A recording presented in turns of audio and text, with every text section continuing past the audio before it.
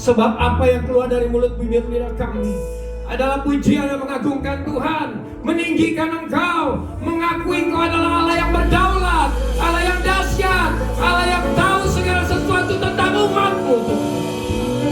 Kalau kami hari ini boleh berdiri menyembah memuji, semua karena anugerah dan kebaikan Tuhan. Terima kasih Tuhan. Terima kasih untuk hadirat. Terima kasih untuk lawatan. Terima kasih untuk perjumpaan. Dan kami tahu kalau sebentar kami duduk diam, suara Tuhan yang jelas yang kami akan dengar. Dan suara itu akan melembutkan hati kami, mengubah diri kami menjadi pribadi-pribadi yang sungguh haus akan hadirat Tuhan, rindu dan terus mencari wajah Tuhan. Makasih Bapa, pakai hamba-Mu hanya untuk menyampaikan kebenaran firman-Mu, supaya ketika kami sama-sama sudah diberkati oleh firman, orang sakit sembuh, orang lemah jadi kuat, orang sedih hati dihiburkan oleh Roh-Mu. Kami pulang berbeda seperti waktu kami datang. Ada pertolongan, ada pemulihan, ada mujizat yang terjadi bagi Tuhan. Makasih Bapak, terima kasih. Kami siap untuk dengar firman. Semua pekerjaan iblis setan roh jahat yang coba melencengkan, membelokkan apa yang menjadi maksud Tuhan dalam firman-Mu, kami patah hancurkan di dalam nama Yesus Kristus. Kami siap hidup diberkati oleh Tuhan. Hanya di dalam Yesus Kristus Tuhan kami yang sempurna. Kami peraskan doa yang bersyukur di dalamnya. Mari kita yang percaya sama-sama mengatakan amin. Kasih tepuk tangan sekali lagi yang meriah buat Tuhan. Silakan duduk Bapak dan Ibu. Shalom, apa kabar? Puji Tuhan, luar biasa. Luar biasa. Ya, puji nama Tuhan. Saya bersyukur buat Tuhan dan saya juga bersyukur untuk pengurus di tempat ini dilibatkan untuk ambil bagian siang hari ini menjadi alat untuk memberitakan firman Tuhan. Mari sama-sama kita lihat kitab Mazmur pasalnya yang ke-27 ayat 8 dan 9 menjadi nats bacaan yang akan kita sama-sama ulas kebenaran firman-Nya. Baik, untuk menghormati firman Tuhan sekali lagi saya undang kita bangkit berdiri. Dalam hitungan yang ketiga kita akan baca ayat ini serentak bersama-sama ya. Kitab Mazmur pasal 27 ayat 8 dan 9, firman Tuhan berbunyi demikian. Hatiku mengikuti firman-Mu, carilah wajah-Ku, maka wajah-Mu ku cari ya Tuhan. Yang ke-9, Janganlah menyembunyikan wajah-Mu kepadaku, janganlah menolak hamba-Mu ini dengan murka. Engkaulah pertolonganku, janganlah membuang aku, dan janganlah meninggalkan aku, ya Allah penyelamatku. Amin. Silakan duduk Bapak dan Ibu. Saya ingat satu pujian ya waktu saya diberikan tema ini, yang bunyinya gini: ku cari wajah-Mu. Ingat lagu itu? Temukan kasih-Mu, Kau bukan Tuhan, ku panggil nama-Mu, ku dengar jawab-Mu, Kau Tuhan yang selalu dengar seruan hati. Jadi waktu saya ingat lirik lagu ini, saya betul-betul merasa lagu ini, lirik yang digubah jadi pujian oleh penulisnya, itu mempresentasikan sekali suasana hati Daud ya. Dia mewakili bagaimana keadaan hati yang ada di dalam diri Daud, di mana Alkitab bilang tadi Daud itu sedang betul-betul dia rindu untuk wajah Tuhan. Dia ingin masuk ke hadiratnya. Itu sebabnya Alkitab bilang tadi, dia cari wajahnya Tuhan. Amin. Amin. Jadi waktu saya lihat lagu ini ternyata penulisnya bukan sembarangan ngecap bikin lirik, tapi kemudian saya tahu dia rupanya adopsi. Apa yang menjadi suasana hati Daud terhadap Tuhan? Daud selalu punya rasa haus, rasa rindu. Dia pengen hadirat, dia pengen berjumpa dengan wajahnya Tuhan. Saudara, bagi Daud, Tuhan adalah Allah yang berdaulat, yang dia yakini, tahu betul mengenai dirinya seutuhnya. Bahkan kalau saudara perhatikan di dalam kitab Mazmur 139, bisa tolong dimunculkan ayat 5. Itu Daud sendiri bilang begini, dari belakang dan dari depan Engkau mengurung aku dan Engkau menaruh tanganmu ke atasku.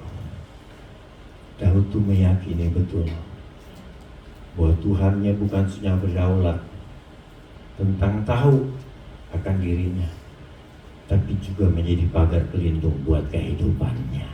Amin. Itu sebabnya Daud merasa dia perlu terus hadirat Tuhan. Dia ingin terus melihat, bertemu, merasakan, berjumpa dengan wajahnya Tuhan.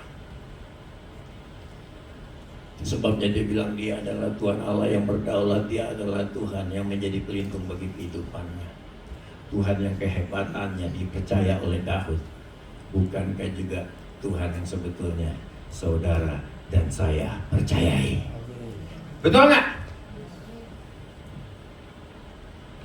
Maka kalau sudah kita sama-sama sepakat bahwa Tuhan yang dipercayai Daud, Tuhan yang diakui Daud kehebatan dan kedaulatannya adalah Tuhan dirinya dan Tuhan kita, maka semestinya sikap hati Daud akan Tuhan juga menjadi sikap hati saudara dan saya. Amin. Jadi kalau Daud bilang begini, ku cari wajah, dia rindu wajah Tuhan, dia ingin hadirat Tuhan, maka seperti itu juga hati saudara dan saya didapati oleh Tuhan. Tepuk tangan yang meriah. Seperti ini hati kita. Jadi kalau siang hari ini saya kebetulan dapat tugas untuk membahas tentang topik rindu wajahmu, saya percaya waktu saya duduk di situ, mendengar setiap pujian yang dilantunkan, mendengar setiap pujian yang keluar dari mulut bibir saudara, maka tempat ini adalah tempat di mana orang-orangnya sama sikap hatinya seperti Daud. Amin.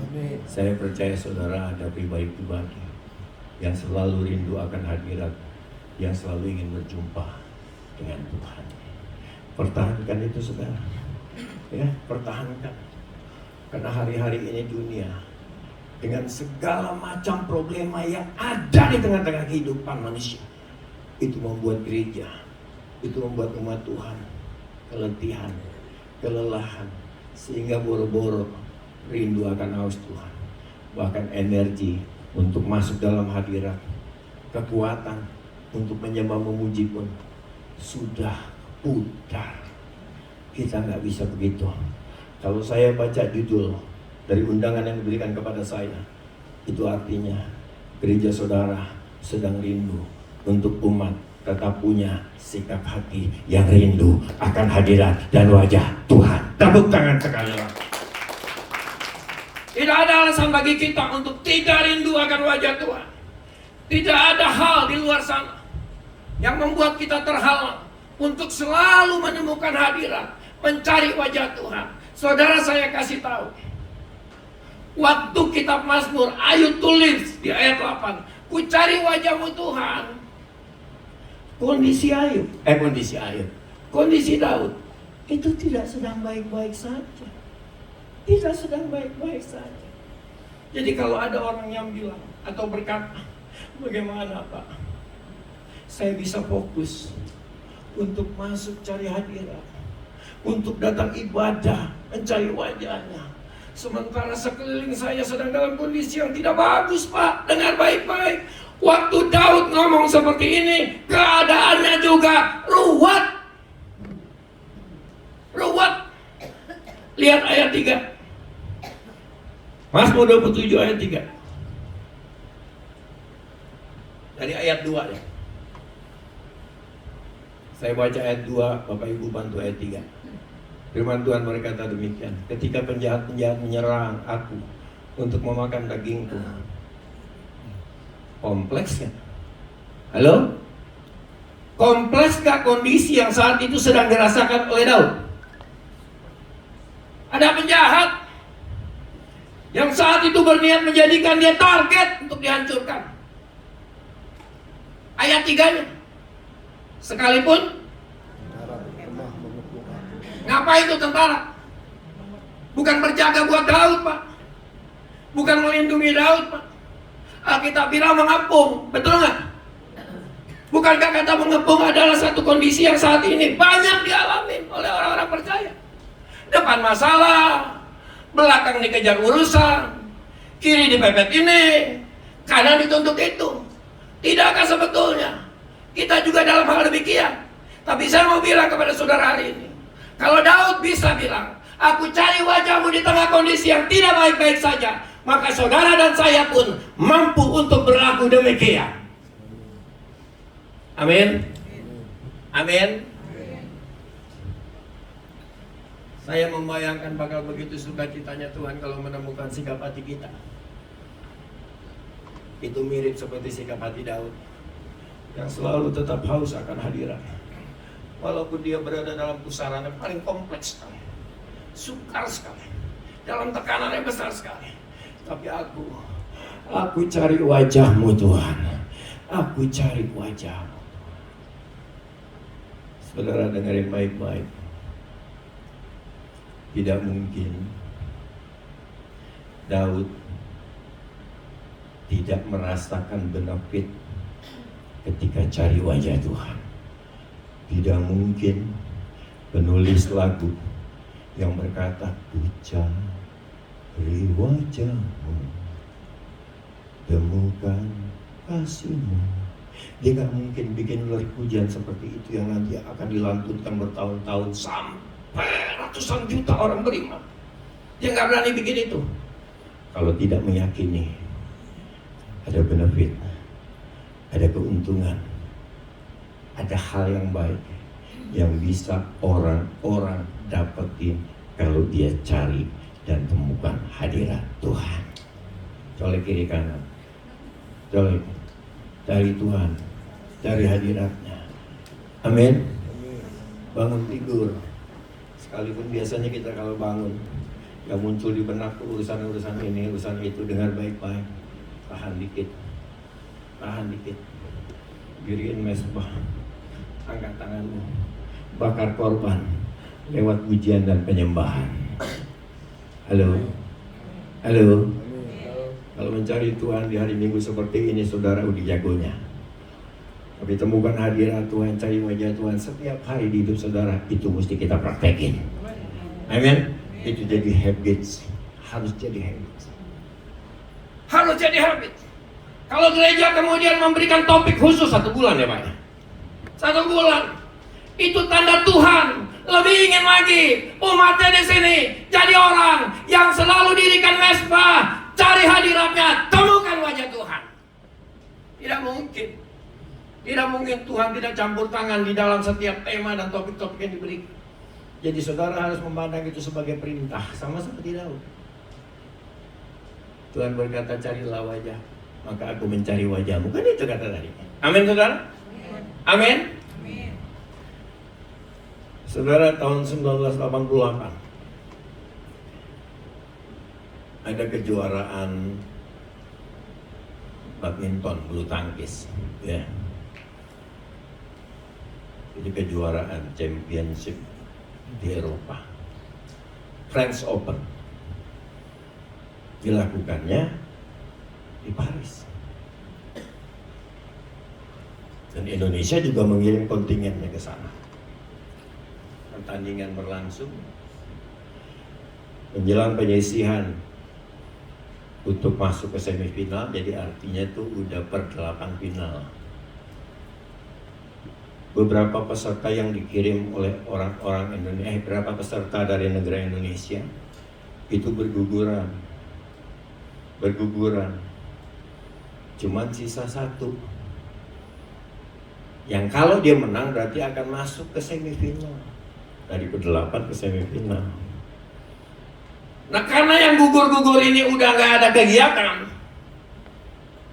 sudah kalah. Lalu mereka teringat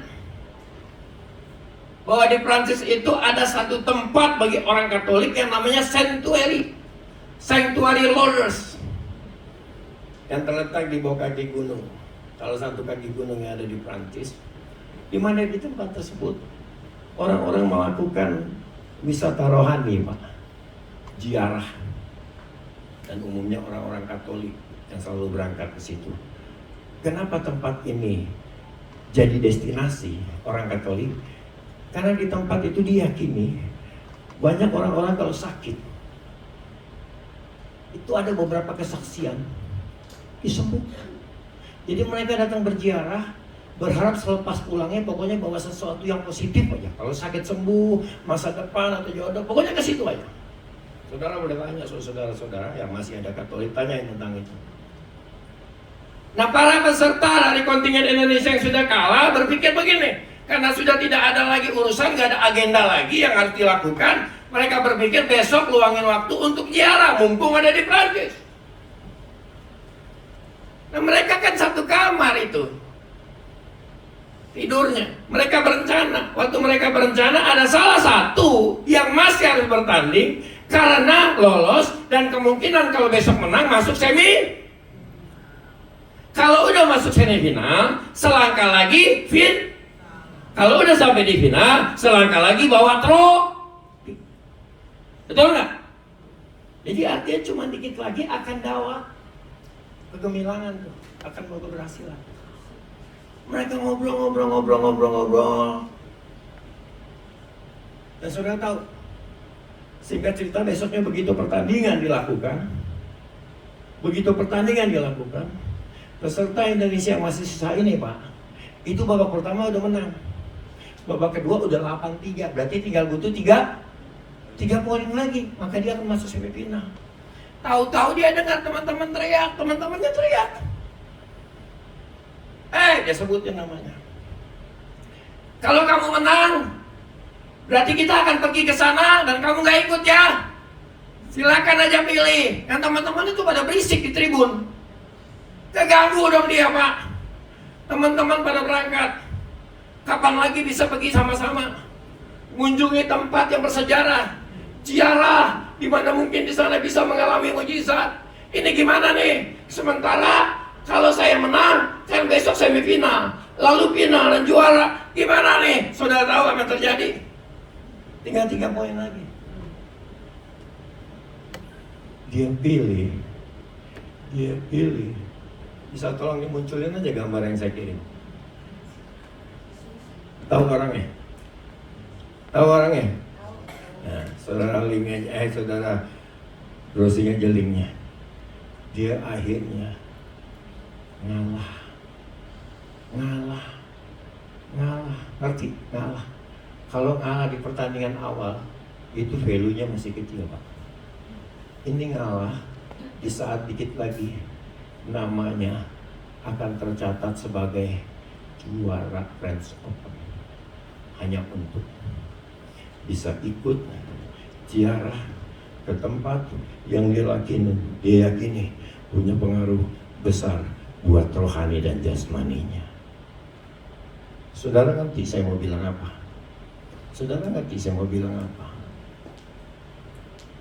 Kalau orang tersebut meyakini sesuatu yang kita tidak begitu yakini, ada satu tempat, ada kuil, ada patung, bisa bikin mujizat, bukankah semestinya kita yang yakin betul dalam Tuhan ada mujizat, berani untuk turun, cari hadirat, temukan wajahnya. Tepuk tangan yang meriah buat Tuhan. Amin.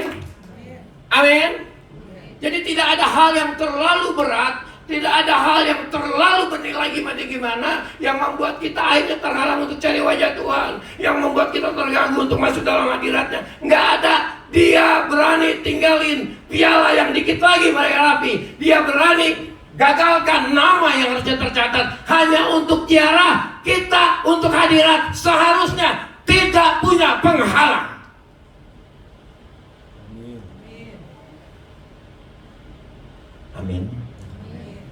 Amin.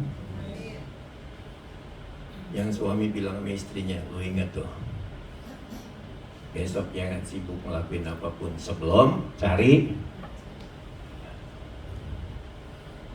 Yuk biasain. Yuk biasain. Supaya kita menjadi orang yang berkenan. Dia pergi loh, dia tinggal. Dan baru beberapa tahun kemudian dia buka kisah rahasia ini.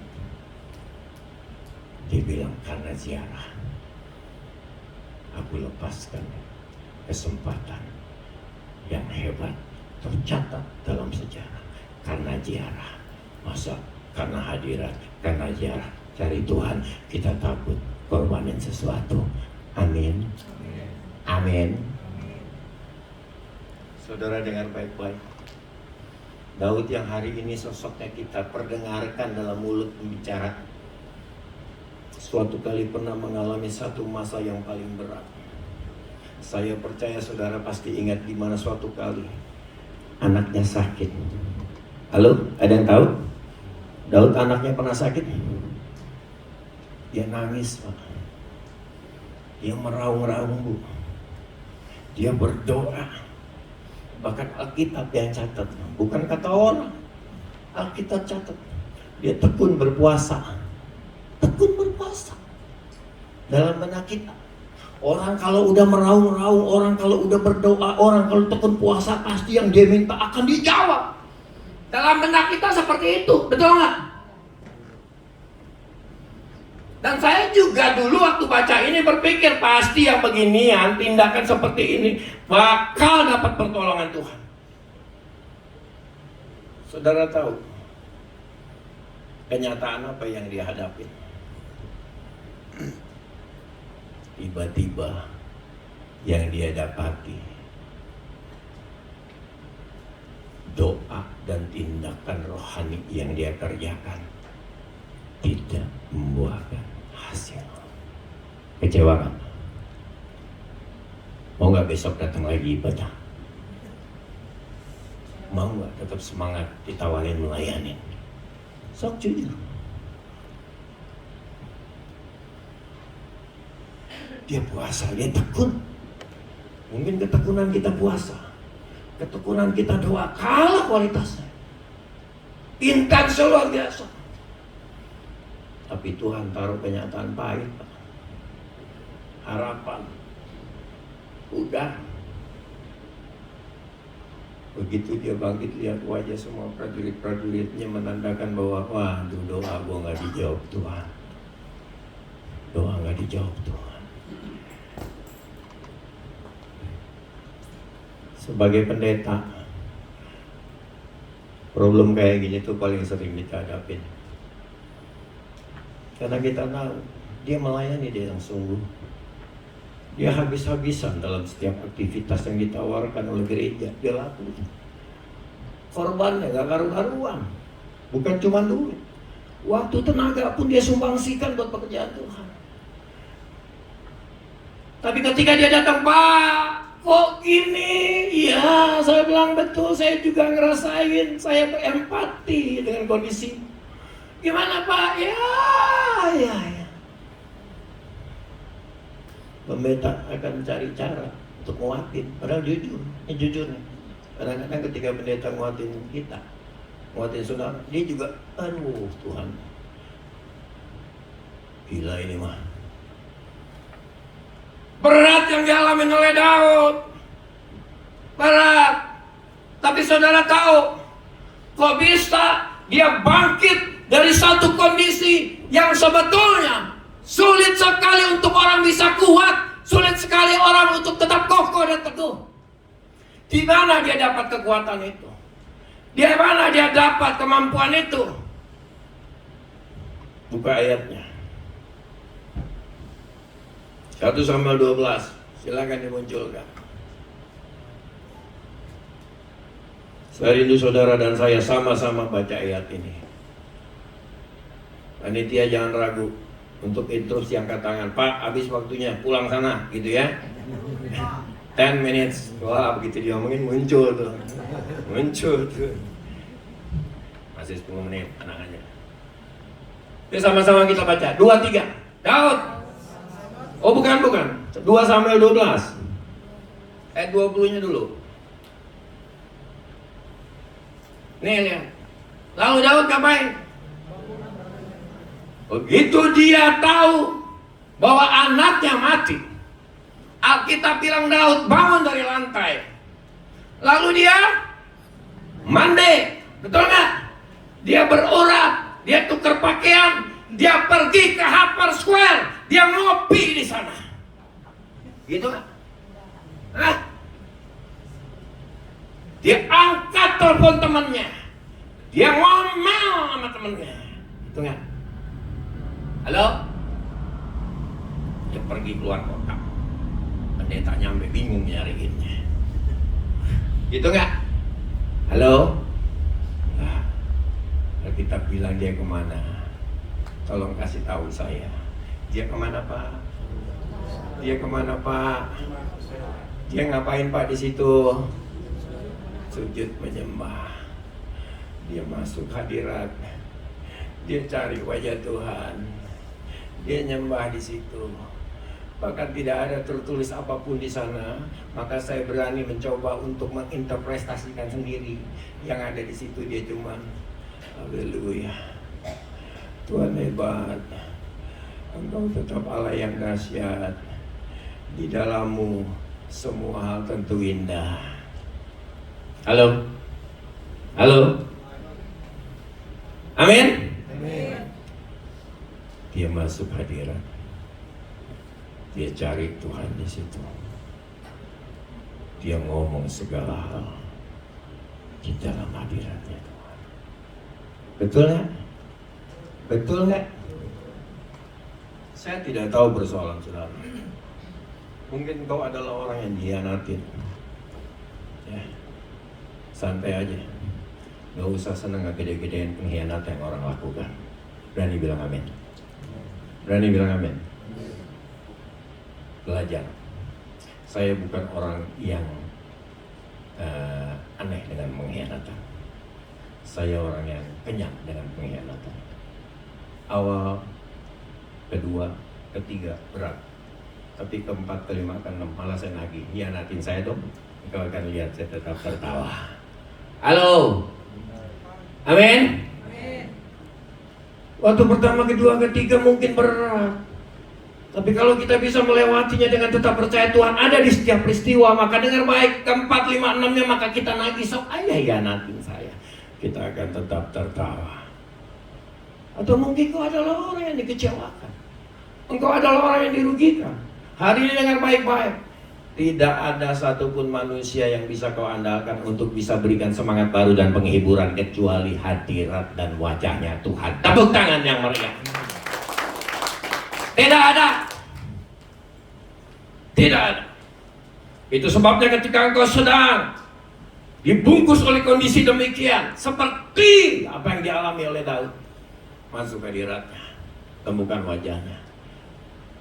Benar mana Pak? Mana benefitnya? Mana untungnya Pak? Saudara dengar baik-baik. Ayat 24 kasih tahu buktinya. Baca kita sama-sama. Ayat 24-nya bisa tolong?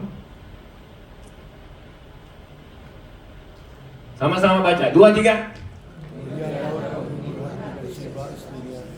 Dia menghampiri perempuan itu dan tidur dengan dia, dan perempuan itu melahirkan seorang anak laki-laki, dan Daud memberi nama Salomo kepada anak itu.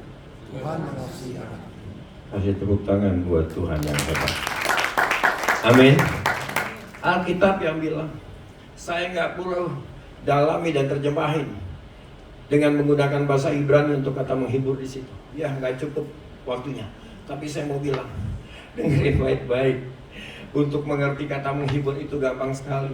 Saudara dengar baik-baik. Waktu dia cari wajah Tuhan, dia masuk hadirat Tuhan, di situ apa yang dia peroleh? Kekuatan ekstra. Halo? Masuk. Jangan nanya penjelasannya. Di mana kemudian dapat sesuatu ketika di hadirat Tuhan? Masuk. Cari wajahnya. Nanti kau akan lihat Ada harapan-harapan Tuhan yang meliputi hatimu. Ada harapan-harapan Tuhan yang menguasai pikiranmu. Dan saat engkau keluar dari tempat di mana engkau menyembah memuji Tuhan, maka kau akan jadi orang yang kuat lebih dari sebelumnya. Daud keluar loh. Dan kemudian Alkitab bilang dia bisa jadi penghibur bagi istrinya. Amin. Amin. Dia jadi orang yang punya kemampuan ekstraordinari. Jadi nggak perlu cari siapapun. Semua beban yang hari ini menghimpit, simpan di rumah. Masuk hadirat Tuhan, sembah Dia, bakar korban lewat pujian dan penyembahan. Kalau perlu, ini yang saya selalu lakukan. Nggak perlu perbincangkan, nggak perlu sampaikan kepada Tuhan apa yang kita perlu. Saudara dengar baik-baik, saya kasih suatu sama saudara. Cara saya menganggap Tuhan berdaulat adalah dengan apa? Kalau saya berdoa, kalau saya menyembah, saya cuma bersyafaat. Dan nama yang keluar dari mulut saya bukan nama saya. Persoalan saya bukan nama Tuhan, bukan persoalan saya. Kok bisa berani begitu, Pak? Karena saya tahu dia berdaulat, tahu tentang saya. Dan itulah cara Tuhan untuk menilai, oh bagimu aku sungguh berdaulat. Ada banyak orang bilang Allah berdaulat. Allah berdaulat. Allah tahu segala sesuatu. Allah hebat. Saya dengar ya doa. Dari yang terbesar sampai yang terkecil dia ucapin. Nggak boleh Pak, bukan nggak boleh. Tapi kalau saya dengarnya, lu kayak Tuhan nggak tahu apa yang baik untuk kamu diberikan pada kamu, ngomong kayak begitu. Jangan. Tunjukin Allah berdaulat dengan cara doa yang tepat. Semua doa benar. Tapi bagaimana di dalam doamu Tuhan jadi merasa dianggap berdaulat dan hebat. Yang Daud ucapin tidak dicatat. Itu artinya Alkitab nggak merasa penting untuk catat apa yang dikemukakan Daud di dalam hadiratnya. Yang penting di hadirat. Yang penting di hadirat. Waktu ada di hadirat, Tuhan lihat suaramu sebagai korban pujian yang menyenangkan hatinya. Gak berhenti sebagai orang kuat, Pak. Tapi Alkitab bilang kemudian selepas itu Daud dapat sesuatu yang lebih hebat dari yang dia tuntut sebelumnya. Tepuk tangan dong buat dia. Terakhir ya. Terakhir supaya kita pulang saat ini mulai. Malam belum tidur bangun mesbah. Pagi bangun tidur bangun mesbah. Pokoknya mesbah. Cari Tuhan, menyembah Tuhan di gereja itu urusan biasa. Itu udah kewajiban. Tapi membangun mesbah di rumah, membakar korban, jadikan ukupan yang menyenangkan Tuhan lewat pujian penyembahan mulut kita, itu harus mulai hari ini. Kita praktik supaya pengalaman Daud kita juga bisa rasakan. Terakhir, saya rindu saudara baca 1 Samuel pasal 30 ayat 6 dan 8. Saya baca cepat saja. Mudah-mudahan masih ada tersisa, Pak. Halo? Masih? Oke. Ayat 6. Firman Tuhan bilang begini, dan Daud, gimana Daud? Gimana Daud? Jadi saya mau bilang sama saudara gini, ternyata hadirat waktu kita datangin saat hati hancur beban berat, itu dampaknya luar biasa. Amin. Dampaknya luar biasa. Ya, bersyukur kalau kita dalam keadaan yang semua baik-baik saja dan menyembah asik. Tapi kalau ada beban berat tidak boleh menghalangi kita untuk masuk dan cari wajah Tuhan. Daud sangat terjepit. Saudara baca aja semuanya ngeri. Ngeri.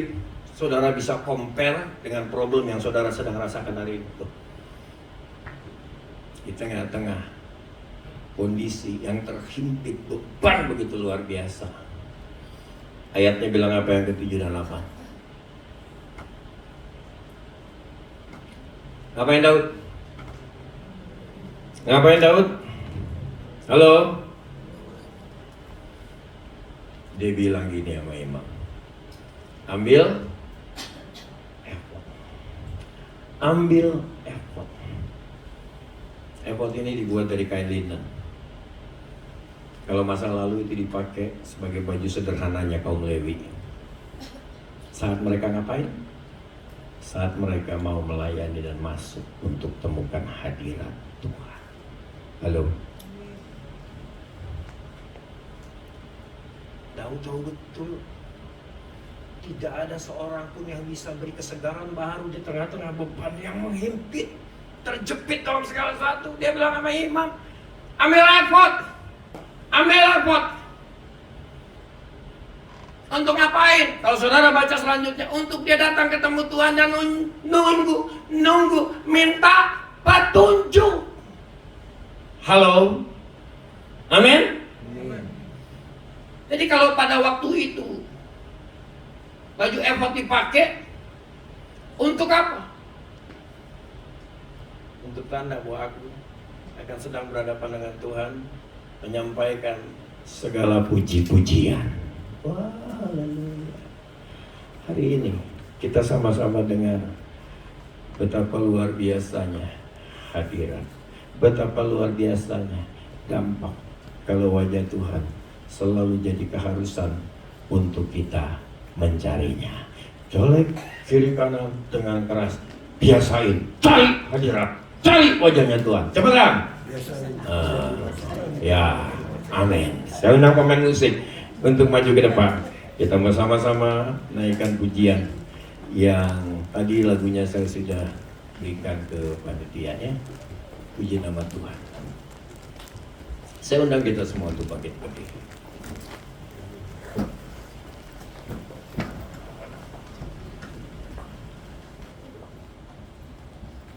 Bapak terima kasih. Kalau hari ini kembali kami diingatkan, dimotivasi untuk menjadi pribadi-pribadi yang punya sikap hati seperti hati yang dimiliki Daud, yang rindu akan hadirat, yang selalu mau mencari wajah-Mu, maka biarkan kami pun memiliki sikap hati demikian Tuhan. Segala bentuk persoalan, beban-beban yang mungkin selama ini terus ada di tengah-tengah hidup kami, kami tahu cuma bisa kami selesaikan dan kami hadapi waktu kami boleh menjadi umat yang menyembah, umat yang rindu akan hadirat dan selalu mau untuk mencari wajah-Mu Tuhan. Terima kasih Bapa. Haleluya. Mari kita angkat pujian ini. Buka mulutmu dan katakan, masuk hadirat-Mu Tuhan dengan korban pujian.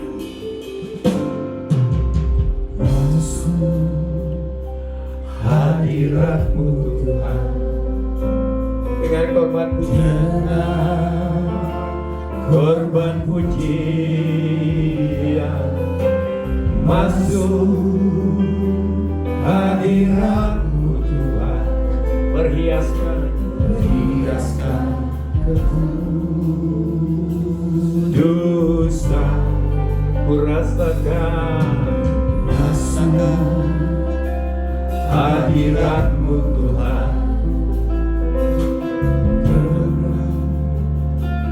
korban pujian. Masuk hadirat-Mu Tuhan, berhiaskan dosa. Yesus, ku sembah Kau, sujud di hadapan-Mu, keinginan dalam hidupku hanya untuk menyembah-Mu Yesus. Yesus, ku sembah Kau, sujud